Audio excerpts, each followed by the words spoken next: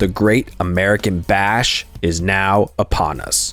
Welcome back to the channel, everyone. This is A Strange Case of Sean here with the 10th chapter of my story, New World Order, Undertaker. A story written by me with some assistance from ChatGPT. We're going to jump right in, and I'll give recaps when needed before the matches that you will see.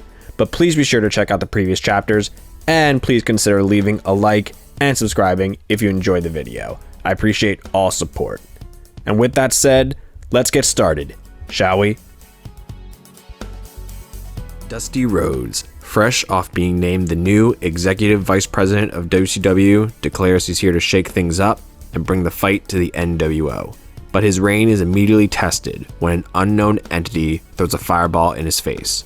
This would lead to Kane making his shocking WCW debut, unleashing the newest monster of the Undertaker's nWo.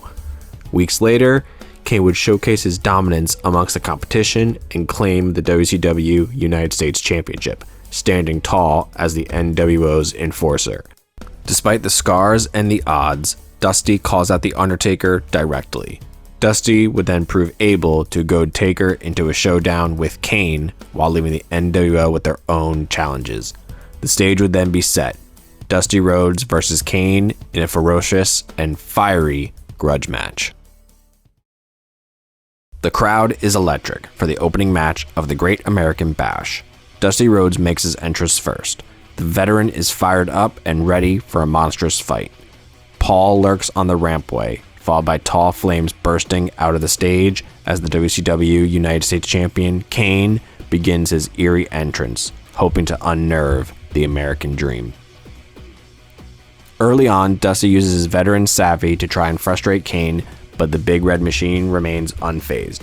He peppers Kane with jabs and bionic elbows, staggering him and even knocking him down to a huge pop from the fans. Dusty shows his trademark fire, rallying the crowd behind him at every turn. Kane eventually slows things down with his raw power, with a big boot and a crushing side slam. Every time it looks like Dusty is out, though, he fires back with bursts of energy, landing shots that remind everyone of his fighting spirit. Midway through, Paul tries to insert himself climbing on the apron to distract the dream. Dusty wheels around, clocks Paul with the right hand, and sends him tumbling off the apron to a roar from the audience. In the final stretch, Dusty lands a bionic elbow that nearly topples Kane, then another, and a third. Kane drops to one knee, the crowd believing in the miracle. Dusty hits the rope to deliver one final elbow, but Kane explodes upward with a sudden grab of the throat. With one thunderous chokeslam, Kane plants Dusty in the center of the ring. He covers, and the referee counts to 3. After the match, Kane rises with his eerie dominance while Dusty lies on the mat, exhausted. Dusty Rhodes has made it his mission to making life hell for the nWo. This not only includes the Undertaker, but the WCW Tag Team Champions, the Outsiders, as well. After a series of triple threat matches to determine challengers for the Undertaker's World Heavyweight Championship, the defeated challengers were forced into uneasy alliances to form 3 challenger teams: Bam Bam Bigelow and Raven, Eddie Guerrero and Rey Mysterio Jr., and Dean Malenko and Chris Jericho, whose bad blood runs deeper than any title chase. But before the chaos could even hit pay-per-view, the nWo sent a message on Thunder, orchestrating a brutal attack that left some of the contenders battered and questioning if they could even stand together long enough to fight. Now, in a 4-way dance tornado tag team war, it's every team for themselves, including the Outsiders, fighting to prove that no alliance, no matter how desperate, can topple the nWo. The team of Dean Malenko and Chris Jericho make their entrance first, but do not appear to be on the same page. Their entrance is followed by the team of Bam Bam Bigelow and Raven. Then Eddie Guerrero and Rey Mysterio Jr. make their entrance. Lastly, the Outsiders Scott Hall and Kevin Nash make their entrance. Not gloating with their championship gold per usual, but more reserved, a characteristic very unlike the Outsiders. The bell rings and the match begins.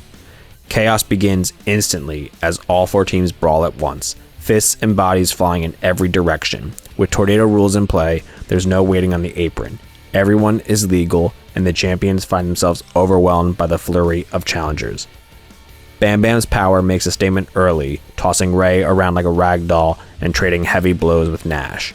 Raven, meanwhile, sets up a table on the outside. Raven chokes Jericho with his flannel shirt, but Malenko saves him. Bam Bam captures Malenko and hits him with a gorilla press slam. As Raven sets up for the even flow DDT, Jericho slips out, shoving him into Bam Bam by mistake. Jericho capitalizes, tripping Raven into the Lion Tamer, forcing him to tap, causing the first elimination of the match. With one team down, the pace quickens as Eddie and Ray unleash dazzling double teams.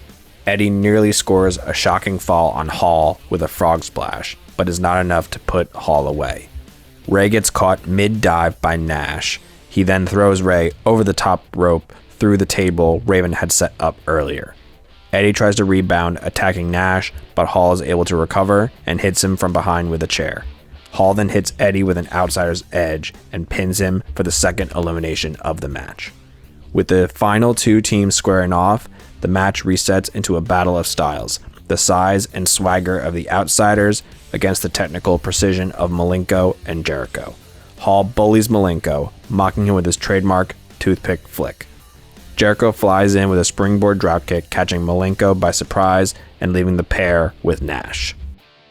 Malenko methodically wears down Nash's legs, trying to neutralize the power edge. Jericho tries to attack as well, but messes up Malenko's move setups, causing them to argue. Hall returns to the ring and hits a double clothesline to the challengers, while Nash recovers. The champions look poised to close it out after Hall hits a big outsider's edge on Jericho, but the pin is broken by Malenko. Malenko then tries to take on both outsiders, but to little avail. In the chaos, Nash accidentally big boots Hall while aiming for Malenko. Jericho recovers and stuns Nash with an enziguri, followed by a massive clothesline that sends the big man to the outside. Jericho capitalizes with a dive to the outside, taking out Nash. Malenko swoops in quickly, locking Hall in the Texas Cloverleaf in the center of the ring. Hall struggles, screaming in pain, and ultimately taps out. The crowd erupts. The unlikely pairing pulls off the upset, exploiting outsider miscommunication to seize the gold. The champions leave furious and arguing, while Malenko and Jericho celebrate as the new standard bearers of the tag team division. Since his shocking WCW debut, The Undertaker has dominated every opponent in his path, casting a shadow of fear over the entire roster as the unstoppable world champion. But Executive Vice President Dusty Rhodes decided to stack the deck, declaring that the winners of a series of triple threat matches would earn the right to challenge the dead man, setting the stage for a massive fatal four-way main event. Lex Luger enters the fight, looking to rebound from costly setbacks that have tarnished his run.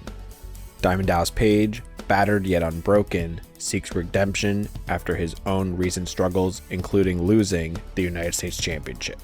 And Booker T, finally stepping into the single spotlight after his brother Stevie Ray's shocking betrayal, brings hunger and momentum from his tag team success. Now with pride, revenge, and championship gold on the line, three warriors face off with the Phenom in a collision where Undertaker's dominance is tested like never before, and Dusty's gamble could reshape WCW's future. The entrances start with Diamond Dallas Page, making a determined entrance. This is followed by Booker T with perhaps the biggest opportunity of his singles career so far. Next is Lex Luger, who's been fighting the nWo for a long time. Lastly, we see the entrance of nWo leader, The Undertaker, alongside Paul. The bell rings and the match begins. In the beginning, The Undertaker asserts his ominous presence, staring each of his challengers down. Luger charges with power, attempting to use his strength to dominate, but Undertaker rebuffs him with a massive clothesline. Booker T shows his agility with rapid-fire strikes, while DDP counters with clever, opportunistic offense, including drop kicks and well-timed reversals.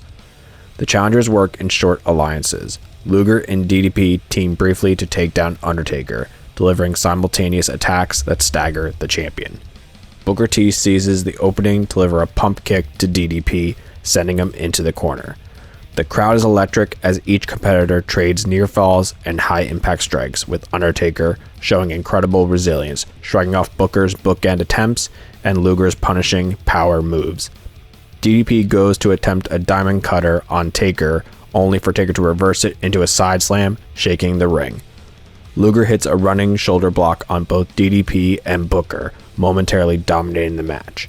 The action spills to the outside, with Booker diving over the top rope onto Luger, leaving Undertaker standing ominously in the ring. At this point, all four men have showcased near falls, signature moves, and high-risk maneuvers, keeping the audience on the edge of their seats. In an exciting moment of the match, just as Booker T sets up for a bookend on Undertaker, Stevie Ray storms the ring, attacking his own brother viciously and throwing him over the top rope to the floor. Ray then hits him with a chair on the outside. He then throws Booker over the guardrail and fights with him through the crowd. The match is now reduced to Undertaker, Luger, and DDP, but the action remains frenetic. DDP and Luger form a more cohesive alliance to break down the dead man some more, with multiple double team moves. DDP celebrates, but is then thrown over the top rope by Luger. Luger signals that it's time for the torture rack, when behind him, Vampiro appears. Vampiro nails Luger with a spinning heel kick. He then removes one of the turnbuckle pads. As he finishes, DDP returns to the ring and clotheslines Vampiro to the outside. DDP begins fighting Vampiro up the ramp, and then they veer off to the side. The focus now shifts to a singles match between The Undertaker and Luger.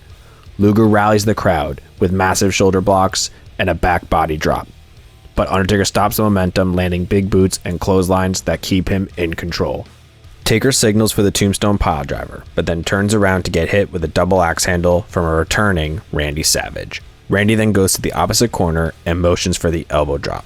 Paul pleads with Savage not to do it, but Savage does so anyway. He then slides out of the ring and chases Paul up the ramp. Luger covers Taker for the pin, but Taker kicks out. The crowd is coming unglued. Luger again signals for the torture rack. This time he gets the champion up. The crowd chants for Taker to tap out. Taker struggles to break free, but then makes a desperate move of raking Luger's eyes. Blinded, Taker picks up Luger quickly and hits a Tombstone Piledriver with authority. He goes for the pin. 1, 2, 3. Taker wins the match and retains the championship. Before Taker is given the championship, Savage returns to the ring and begins to attack Taker. With the match over, members of the nWo run out to save their leader. They all attack Savage. Luger recovers and attempts to help, but is also overwhelmed. Kane delivers a chokeslam to Luger, and Kurt Hennig hits a Henningplex to Savage. Paul hands Taker a sledgehammer. As Taker goes to strike Savage with it, the crowd erupts, and the cryptic words we've been seeing for weeks appears in full and reads, "Rage against the extinction of virtue and justice."